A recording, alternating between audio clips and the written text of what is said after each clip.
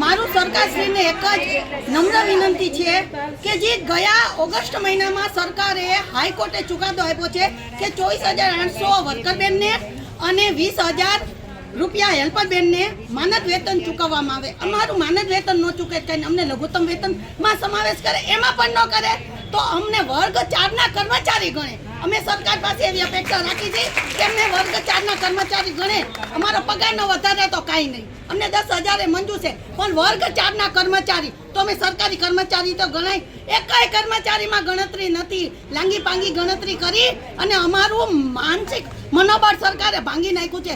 સરકાર અબજો રૂપિયાના ધુમાડા કરે છે જાહેરાતો પાછળ, પણ એક વર્કર બેન વારંવાર આંદોલન કરે છે કારણ કે મહિલા છે. 50% સરકાર અનામત લાવે છે. શું આ અનામત છે? સરકારને કઈ તારી અનામત અમારી જોતી નથી. અમને અમારું માનદ વેતન ચૂકવે અને અમારી માથાદીઠ આવક વધે અને અમારું લઘુત્તમ વેતનમાં અથવા વર્ગ 4ના કર્મચારીમાં સમાવેશ કરે એવી અમારી અભ્યર્થના. અમારી આગામી મહિનામાં અમે ગાંધીનગર પડાવ નાખવાના છીએ. તમામ બેન નહીં હોય તો અમારા બાલ બચ્ચા છોકરા ઘરવાળાને લઈને વ્યાજ આવવાના છે. ખવડાવે પીવડાવે રાખે.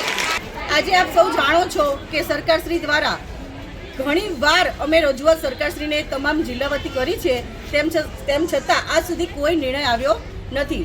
માનનીય કોર્ટ દ્વારા અગાઉ પણ જણાવી આપ્યું છે કે તમામ વર્કર અને હેલ્પરોનું જે લઘુત્તમ વેતન છે એ આપવું, તેમ છતાં હજુ સુધી લઘુત્તમ વેતન આપવામાં આવ્યું નથી.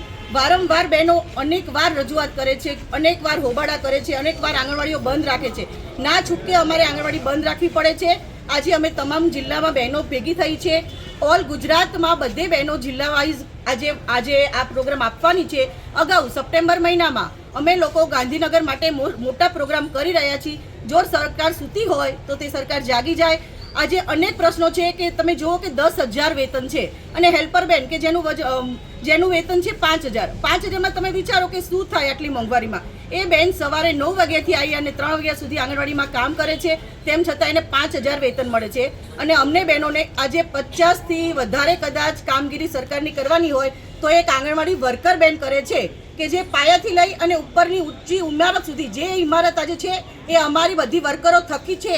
તો સરકારશ્રીને ખાસ કહેવામાં આવે છે કે જે નવા મોટા હાથી હાયલા જાય છે અને આ કીડીઓ જેવી બહેનો એને માટે તો સરકારે આમ બીમ મૂકી દીધા છે આડા કે વર્કરો જઈ ના શકે એ બાજુ.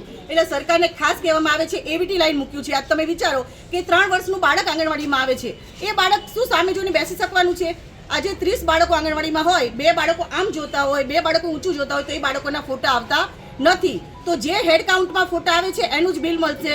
એવું તો સરકારશ્રી દ્વારા વારંવાર અમને પ્રેશર આપવામાં આવે છે અને જિલ્લા વતી તો એટલું પ્રેશર વર્કરોને તમામને આપવામાં આવે છે કે તરત જ માનદ વેતન તમારું બંધ કરી દેવામાં આવશે. બસ પહેલું એક જ વસ્તુ, તમે 100% કામગીરી કરો. અરે 100% કામગીરી ઓનલાઈન ના થાય એના માટે તમારે જરૂરી તમામ સુવિધાઓ વર્કરોને અને હેલ્પરોને આપવી પડે.